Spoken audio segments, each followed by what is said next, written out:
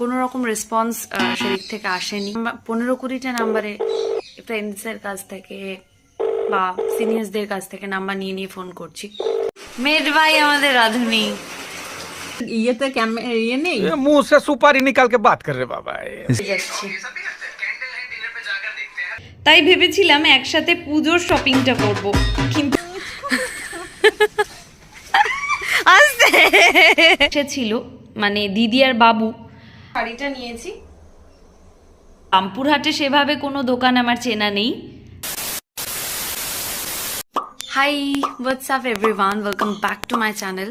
আবার একটা vlog video নিয়ে ফাইনালি আমি সোনালি চলে এসেছি তোমাদের সামনে। আমি বাড়ি এসেছি গতকাল সানডে, আজ হচ্ছে মানডে। আমাদের এখানে ইলেকট্রিসিটি নেই, অ্যান্ড আমাদের এখানে বলা ভুল হবে, আমাদের গোটা পাড়ার মধ্যে 4-5টা ঘরে শুধু ইলেকট্রিসিটি নেই। অ্যান্ড আমি ওখান থেকে রামপুরহাটে থাকার সময় থেকে সমানে আমি যোগাযোগ করে যাচ্ছি, ফোন কলে, মেল করে, অ্যান্ড এখনও অবধি আমি অনেকগুলো ডকেট নাম্বার অলরেডি পেয়ে গেছি। অ্যান্ড এখনও অবধি কোনো রকম রেসপন্স সেদিক থেকে আসেনি, কোনো ঠিক করার ব্যবস্থা নেই। আমাদের পাড়ার অনেকে তো যাদের বাড়ির সামনে দিয়ে 4টে তার গেছে, 2টো তার থেকে খুলে আর অন্য দুটো তারে অ্যাটাচ করে নিয়েছে, কিন্তু আমাদের বাড়ির সামনে থেকে শুধু 2টো তারই গেছে। সো আমরা কোনোভাবেই পারছি না ফোন চার্জ করা,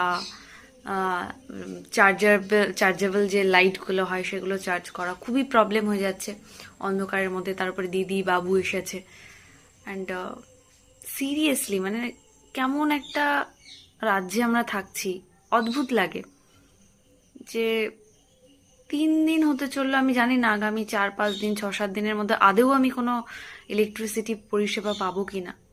এত নাম্বারস আছে, আমি বোধহয় অন্তত এখনো অবধি 15-20টা নাম্বারে ফ্রেন্ডসের কাছ থেকে বা সিনিয়র্সদের কাছ থেকে নাম্বার নিয়ে নিয়ে ফোন করছি, কোনো রেসপন্স নেই।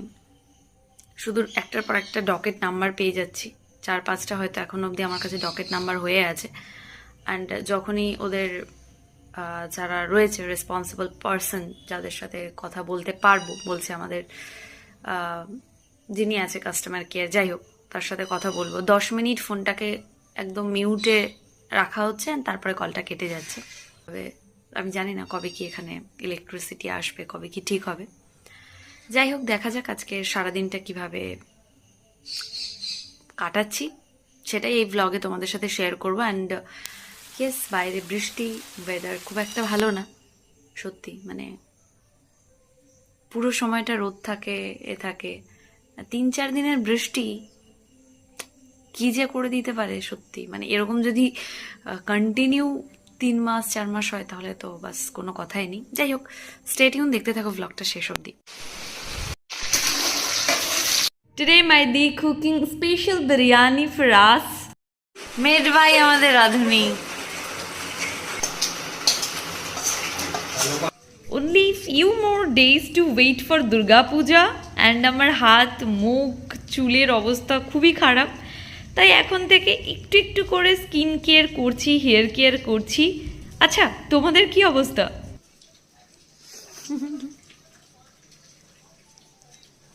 আপনার কি ফোনের ইয়েতে ইয়ে নেই? मुंह से सुपारी निकाल के बात कर रहे बाबा। इसके मुंह में पैदाइशी सुपारी है, ये तोतला है। নেই না। কারেন্ট ছাড়া কেমন লাগছে থাকতে আমাদের বাড়িতে? এই যে দেখ রে, কারেন্ট ছাড়া কেমন লাগছে বল থাকতে? কাল থেকে আমরা শুধু বিরিয়ানি খেয়ে যাচ্ছি।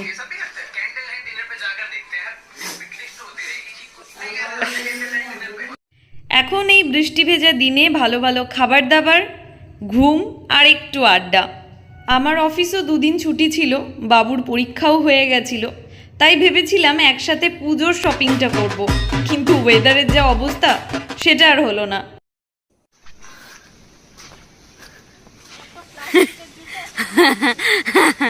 ভিডিও করছি তোর।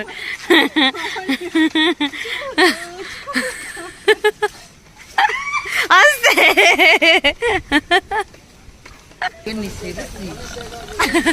ভিডিওতেই ভালো লাগছে, ছবির থেকে।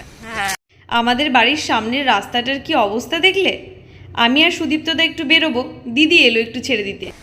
সিবিএসসি বোর্ডের মিড টার্মের এক্সামটা সাধারণত সেপ্টেম্বরেই হয়। গত পরশু দিন দিদিরা এসেছিল, মানে দিদি আর বাবু। আজ ওরা বাড়ি যাবে, সুদীপ্তদা এসেছে ওদের নেবার জন্য। বাড়ি যাবার আগে সুদীপ্তদা আর আমি বেরিয়েছিলাম একটু বেরু করতে। দুদিনের বৃষ্টিতে আমাদের এদিকের কি অবস্থা দেখো।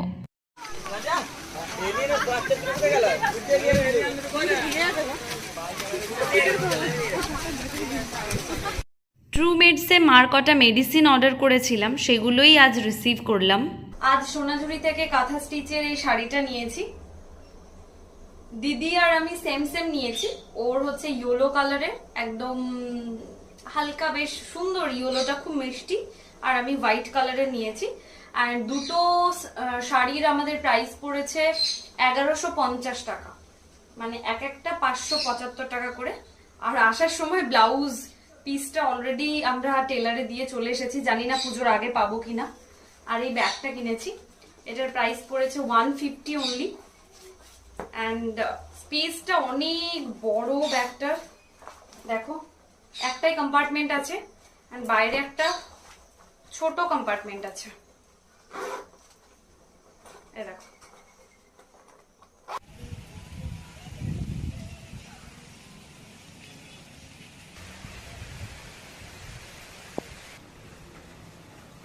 সোনাঝুরিতে পৌঁছে দেখি সমানে বৃষ্টি হচ্ছে। বাড়ি থেকে বেরোনোর সময়ও বৃষ্টি হচ্ছিল বটে, তাই ভিডিও করা সম্ভব হয়ে ওঠেনি। অল্প একটু কেনাকাটা করে বাড়ি ফিরলাম। এখন দিদিরাও রওনা দিয়েছে বর্ধমানের উদ্দেশ্যে।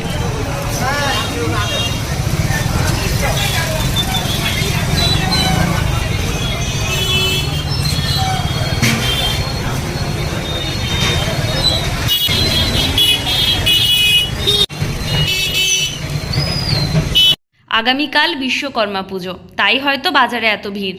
বৃষ্টিটা একটু থামায় আমি বেরোলাম ল্যাপটপটা ঠিক করতে, একটু ডিস্টার্ব করছিল। কাল বিকেলেই ফিরে যেতে হবে রামপুরহাট। রামপুরহাটে সেভাবে কোনো দোকান আমার চেনা নেই, তাই আজ ঠিক করাটা খুবই দরকার ছিল। বাড়ি ফেরার আগে গেছিলাম রাধাশ্যাম, সেখানে ব্ল্যাক কালারের এই পিসটা খুব পছন্দ হয়, তাই ব্ল্যাকের সাথে গ্রিন এই পিসটা নিয়ে নিই। দুটোর কম্বিনেশনে পুজো উপলক্ষে কিছু এথেনিক বানাতে দেব। That's all today's video, guys.